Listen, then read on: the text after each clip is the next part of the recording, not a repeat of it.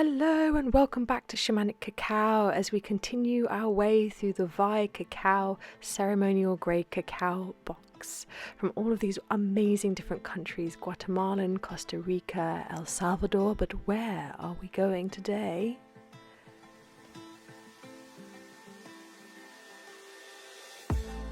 To Guatemala! And this cacao helps rainforest indigenous families survive, essentially.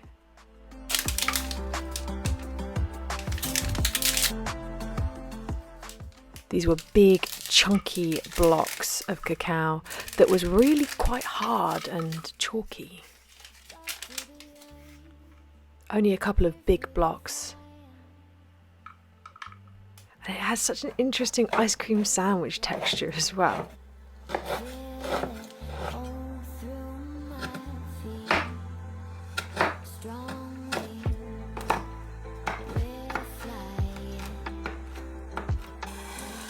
And putting that into not quite boiling water and stirring continuously and turning the heat down.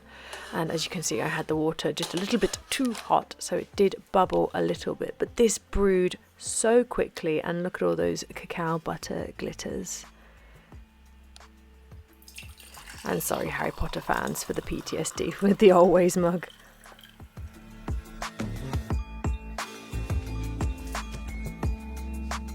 Hello, welcome back to another tasting with Guatemalan cacao, which is Punchy from the Ultra Verapaz region in Guatemala. And the beans from this are Fino de Aroma, which is the same bean variety as in my Tsatsayaku ritual cacao from Ecuador. So I should know this cacao really well. However, it's also mixed with local genetics, which, since I've been trying some of it, I say it smelled completely different. It looked completely different. As you saw, it still has that kind of slightly bobbly texture. However, I think it had melted on the top and the bottom, which made it look really bizarre and crackled like it was an ice cream sandwich. Now, they say the tasting notes for this on the website are caramel, almonds, walnuts and coffee, and that is a medium to high bitterness. But they said it was medium to high bitterness on the Costa Rican, and I would say that this is a lot more bitter. I'm pretty sure I didn't burn it. I didn't really boil it, but it did get a little bit hot and a little bit simmery at one point, but I was stirring constantly. I just think that that extra genetics and the soils from this region have changed that really familiar Fino de Aroma bean taste that I'm very much used to. And also the processing is different because this is more fibrous, grainy than the Tsatsayaku from Ecuador, which can be chunky and nibby. I'll find out when I get to the bottom whether there's any nibs. But this is very cacao buttery, which is the same experience as I have with the Tsatsayaku. So you still have those qualities of the Fino de Aroma bean. Now, I realise the reason this doesn't have a resealable thing on it is because they're trying to make it out of paper so that it is recyclable or just not plastic. Which is admirable, which means I just need to peg it. But that's fine. So these bags on their own would be €14.99, but I paid £86.62 for the 5 box, and that's with shipping to England included because this is the cacao from Olbia, Sardinia. Now, when I first started drinking this, actually it still is. It's intense and very fruity. I think that's the note that I'm kind of getting. So rather than it being like a dark fruit, it's just acidic fruits. Some might call it citrusy in a chocolatey kind of way. It's just very intense, very acidic bitterness, like a bitter fruity with a very dark roast coffee aftertaste. Like this bitterness really lingers in the mouth with an acidity as well. And I'm pretty sure from the Tsatsayaku from Ecuador, the one that I sell in my shop, it doesn't have that same sourness, you could say.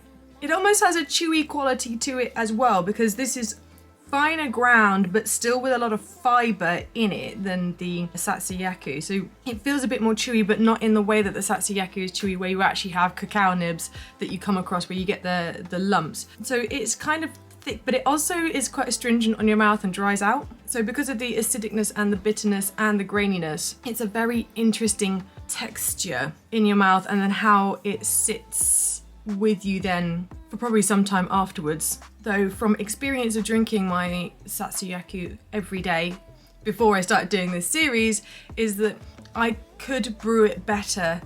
I didn't know how. I think sometimes if I melt it slower, this brewed very quickly and I might have had it a bit too hot, but not boiling. So maybe because this brewed in probably 2 or 3 minutes, as in like the cacao butter melted on top, that might have been why this tastes different. I will have to, if I brew it again and I find that it is different, I will have to make a little video saying whether I brewed it badly. But otherwise, just assume that I have brewed it well and the same as I always do. I've got a couple of other Guatemalan cacaos to try, or at least I know I definitely have one, the most famous one from Guatemala, which is marketed quite heavily, which is the Rucuchelu. I think that's how you say it. It looks like Rucuchelu if you're just pronouncing it in English. And I'm very excited to see that because it has been so heavily marketed and publicized on social media. And I finally got hold of a little box of it. So I'm really, bag of it. So I'm really excited to try what that is like and see if it has the similar sourness. So energetically speaking, I said this cacao is quite uplifting and upbeat and kind of like that coffee vibe to it. Not comforting in the way that the Tsatsayaku is. The sourness of it gives, and the bitterness gives it so much of a kick. You kind of feel slightly wired, but you can't really get wired on cacao because it's not like coffee where you just kind of get shot with it. But I would keep that in mind to not have it at night time, and just like that sourness is really sitting with me and kind of almost making me slightly uncomfortable. And a thing to note about cacao, that it does have a very similar effect to coffee in the way that it keeps you very regular, just to note. Thank you so much for watching. Vai Cacao were nice enough to give me an affiliate link, which means that you get 5% off with code shamanic.cacao, and I get a little pat on the head as well. So do go check them out. Their Instagram, if that's the only thing you go and look at, is fascinating for the chocolate making industry. They have so many different posts and videos on how chocolate and ceremonial grade cacao is made. It's absolutely fascinating and I really enjoy watching their videos, and also they're really lovely people. I've been chatting to them. Don't forget to subscribe, like, comment, tell me if you've had the same experience with Guatemalan cacao. Is it sour? Or have I brewed it wrong? How do you brew your cacao? There's many different ways on brewing cacao, but I would love to know from you. So thank you so much for watching, and I will see you in the next one. Love and cacao kisses. Bye bye.